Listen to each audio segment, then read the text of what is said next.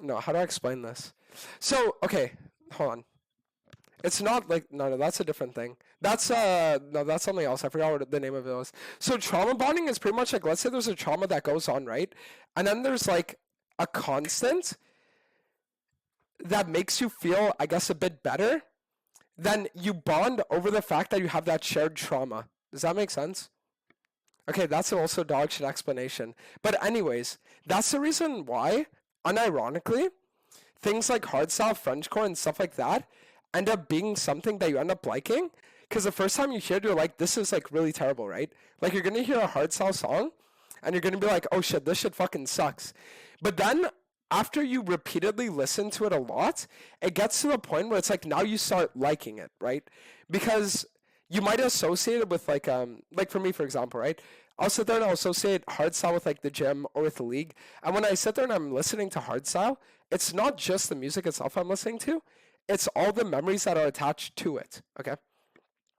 But then the thing is that over time, you progressively go deeper and deeper and deeper into it, where it's like you'll sit there and you'll listen to hardstyle, but now it's like the hardstyle is not enough, right?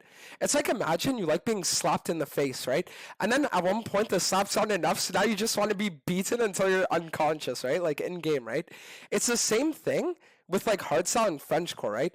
So you'll sit there and you like the hardstyle, but then you want something more fucking extreme. So you go for the Frenchcore. Then after that, you want something more extreme. So you go for the up-tempo, right? This is also the reason why a lot of people have fucked up porn fetishes. Because over time, vanilla porn doesn't do it for you anymore. So what do? You watch more deranged, fucked up shit, right? And then over time, you're gonna sit there, right?